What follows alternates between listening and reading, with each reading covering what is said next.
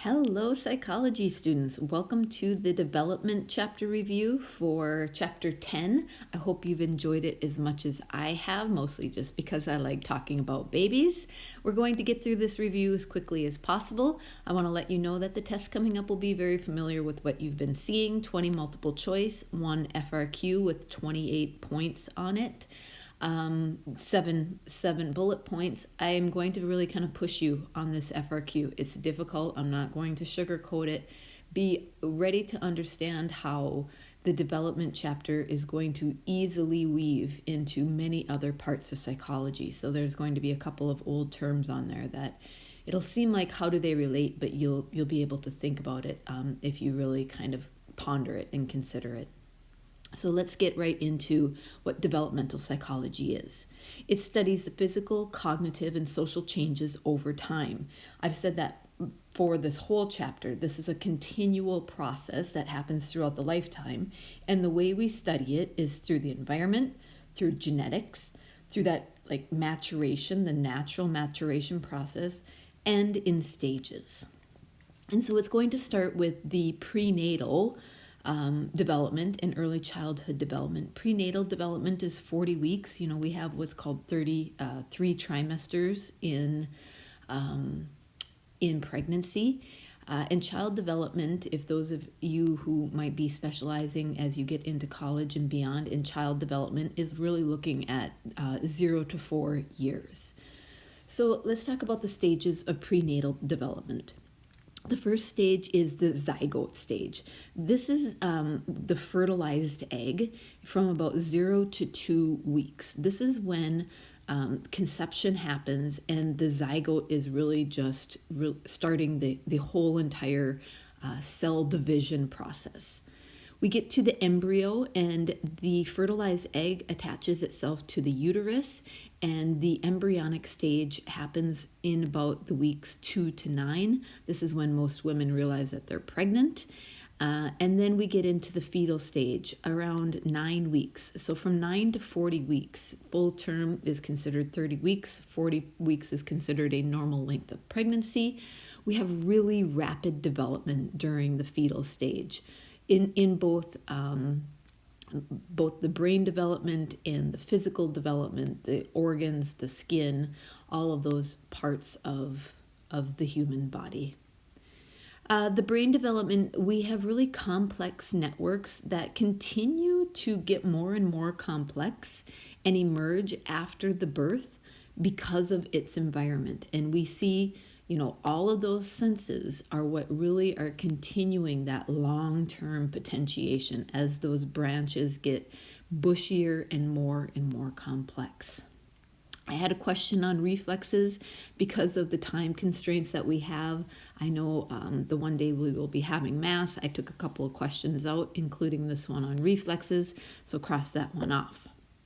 Teratogens. Teratogens are chemicals or agents that can cross the placenta, and the placenta is important. That's where nutrients and oxygen are transferred between mom and baby. Remember that kind of sac around the fetus, where nutrients and oxygen are transferred and can harm a developing child. The placenta is good, as I've said before, but it can't keep out all teratogens. So nicotine and alcohol and radiation and some of those really harmful, even bacteria or viruses to an extent, can harm a child. Alcohol is a tough one. We see babies with physical characteristics. Those are easier to see before we could test the cognitive abilities, who are born with fetal alcohol syndrome. And that is due to heavy drinking during pregnancy, putting a child at such a disadvantage even from the moment of birth. Infantile amnesia, thank goodness we all have it. We have really no conscious memories before the age of 3. They're not stored in our brain because it's underdeveloped. Even us teenagers, I'm including myself in there, we don't have a fully developed brain yet. Our frontal lobe is not fully developed. An infant and any child under the age of 3 has a real difficult time remembering anything before that time because of both the hippocampus, especially where memories are stored, and the frontal lobe. Piaget. Okay, so let's talk about Piaget and how he understood a child's schema. So he believed that a children's cognitive understanding, in order to organize and interpret information, came through assimilation. And this was kind of modifying new information into what was already known.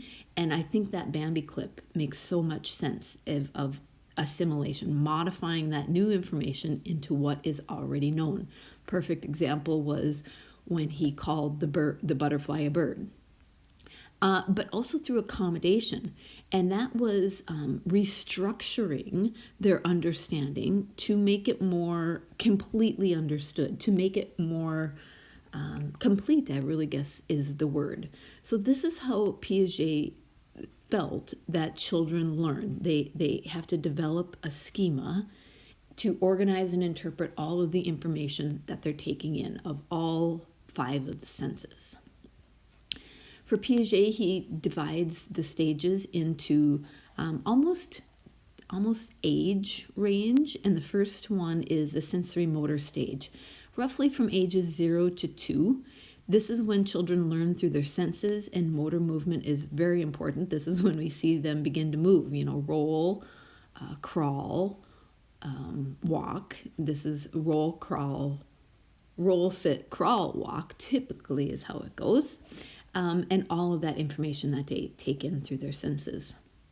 Children in the sensory motor stage have a lack of object permanence. This is when hide and go seek is a lot of fun to a baby. They don't understand that an object exists when it's out of sight. So their object permanence continues to develop through the sensory motor stage, and it's probably complete by pre-operational stage. Now that doesn't mean that hide and seek or peekaboo or whatever it is aren't fun anymore, but they understand that that object is still there. It might still be fun, but peekaboo is probably not as fun anymore by the time they get to 2 years old. The pre-operational stage, this is roughly from ages 2 to 7. And for Piaget, this is when we see a lot of cognitive learning happening because language is happening in this stage. And we know from the last chapter how vitally important language is. It's the crown jewel of cognition. So we see language happening. This is when pretend play becomes very important. When we were in class, we looked at toys that are good for this age. And I think you kind of understand how important both language skills are and pretend play is. This is when children have a difficulty seeing things from another's point of view. It's called egocentrism. Now, children in the pre-operational stage aren't trying to be defiant or trying to be like little brats or anything. They just really don't understand somebody else's point of view. Sometimes they might lack empathy, it seems, but it's not because they don't want to, it's just because their brain really doesn't allow them to, according to Piaget.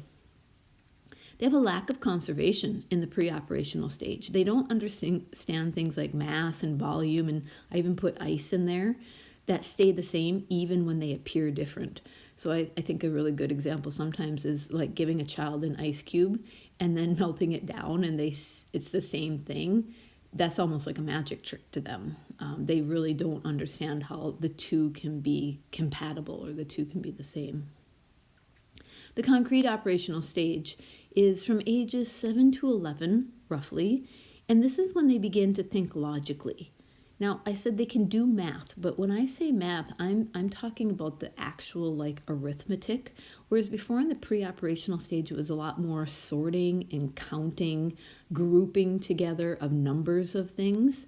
By the time we get to about the age of 7 to 11, now you can start adding, subtracting, multiplying, dividing. You can start even probably to do fractions, which is a huge logical thinking skill toward the end of the concrete operational stage. They begin to understand conservation. They realize that two things can look very different and be the same. And the formal operational stage. This is from about age 11 on. This is when we get abstract reasoning, when they can think about things that aren't seen. They can think very broadly. Thinking about thinking is that fancy word called metacognition.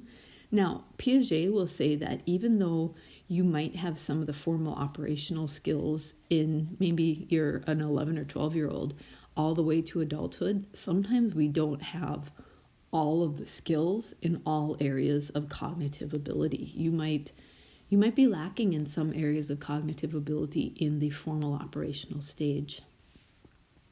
Then we go to Erickson. I said be able to know and apply all 8. I think I even cut some down. I think I asked probably 3 or 4 questions on Erickson. Erickson is really important. However, I think when you stop and really look at your own life or your family's life, younger brothers and sisters, older brothers and sisters, parents, grandparents, whatever it happens to be, I think you can really understand all of Erickson's stages. So the first stage is the trust versus mistrust. This carries throughout life, according to Erickson. If you've never established a good trusting relationship, you have difficulty trusting in all parts of your social life from then on. Remember, Erickson's stages are all about the social development. And the trust versus mistrust stage, this is right at infancy. From about the infancy to about the age 2, where they have to develop that trust. The autonomy versus shame. This is, the 2 to 4-year-olds, roughly. Potty training is a big part of this one. Initiative versus guilt. This is when they want to start doing things on their own. They want to start being more self-reliant sometimes. They take the initiative. Industry versus inferiority. Also, Erickson thinks that this one carries throughout the other stages, and this is where we really have to develop a sense of competence. I would say this is school age, maybe about 6 to 10, 12 years old is when we have to develop this strong sense of we're good at something. We can believe in ourselves. That will carry into the identity versus role confusion. This is around adolescence age. You've already gone through puberty, but you're trying to really figure out who you are and identify what you are, really. Then you get into the intimacy versus isolation. For Erickson, he's going to say that this is in young adulthood, the 17, 18, 20, 25-year-old, that they're starting to look for the intimate relationship that might not necessarily be a romantic relationship, just a good companion relationship that somebody feels like is always going to be in their life. Then we get into the generativity versus stagnation. After the intimate phase or the isolation stage, you may get into, say, the stage where it's less about you and more about others. This is in the midlife time, 40s, 50s, when people are taking the focus off of themselves and doing more for others. And if they're not, they start to feel real stagnant, and they start to feel like they're kind of on like a hamster on a hamster wheel, and they just keep doing the same things over and over. Their life really never changes because they can't get out of this kind of rut and really progress. Part of it is because of kind of like a selfishness. It's very much about themselves. And then finally we get to the integrity versus despair. This is in the later years, usually kind of the retirement years and beyond, 60s, 70s, 80s, where hopefully you can look back and feel like you did things right. You made the right decisions. You feel good about your life and what kind of a life you lived. And if you can't feel that way, you feel a real despair, a real sense of like, what was the point of all of that? And that's not probably a good feeling as you're coming to an understanding that death is inevitable and it will be happening. Vatsky. Lev Vatsky was a guy who, I could have probably put him under Piaget, but Lev Vatsky was a guy who believed that Piaget was not wrong when he talked about the cognitive understanding of a schema, like the child's environment. But he said it's not what the environment is, it's who is in that environment. And he talked about the zone of proximal development. He said as long as children are in a zone where they can reasonably develop, whether it's cognitive, socially, physically, whatever it is, they're more likely to be better at it with help from others. And so it's what a child can do and what a child can do with help. So for instance, if you remember that picture of the bike, that little boy can probably learn to ride a bike better or maybe faster with help of dad holding the back of the seat than he could on his own. Now, Vatsky would say, yeah, Piaget would say he can learn it on his own, but he's probably going to learn better with the help of dad. All right, so let's get into the last part with attachment theories and Kohlberg. So some attachment theories, and this is when we talk about parents and children, these attachment theories of the human condition. First, we talk about Mary Ainsworth, and she did something called the strange situation test. Now, when I say a test, she didn't do an experiment. She just did natural observation. But she tested whether children were securely attached, insecurely attached, or ambivalent. And she did this by watching how children behaved and reacted when their parent left and when their parent returned. And she kind of categorized them, if you will, into secure, insecure, and ambivalent. Harry Harlow, for I think just the one class, all the class got through the discussion of Harry Harlow. If you don't understand, Google Harlow. Take a look at some of those old videos. There's plenty of them out there on YouTube. This was a really groundbreaking experiment. Maybe ethically wrong. It perhaps bordered on abuse of animals using these rhesus monkeys. But what Harry Harlow found was that touch is essential for cognitive, physical, and social development.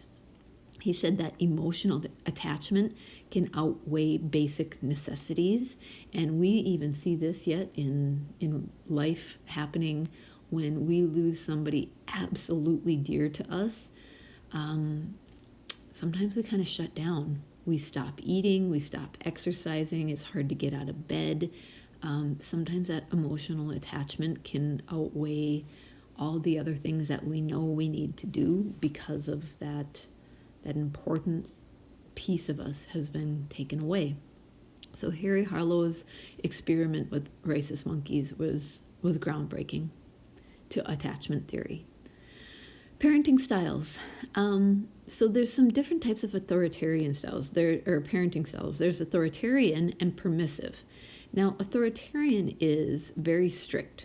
It's my way or the highway. There's no questions. There's no discussion. But permissive is the opposite end, where there's no rules. There's actually very little concern or interaction. But what we probably should strive for is more authoritative parenting style, where there's more open communication. There's kind of a give and take. Of course, the parents are going to set down the rules, but the rules are going to be discussed. And they're going to be able to be justified as to why it's a rule. Now, the kids don't have to like the rules. Children don't have to think that, they made the rules, but they do need to understand them and realize why parents are making those rules. And that's very much with open communication. And finally, Kohlberg. This is real quick. I think I probably just have one question on Kohlberg because, again, I think you're kind of familiar with these stages of moral development. In the pre-conventional stage, this is before the age of 9, it's all about the self and your self-interest. How can you gain reward and avoid punishment? In the conventional stage, it's early adolescence. Your real goal is to gain social approval and avoid disapproval by family or friends. You don't want to be the one who gets called out. You don't want to feel like you're, not part of the in crowd. So sometimes you maybe make decisions that even include morality about, doing something or going somewhere or taking some action that you don't necessarily do because you think it's right or wrong. You do because your friends are doing it, or you think your parents want you to do it, whatever it happens to be. And then the post-conventional stage is adolescence and beyond.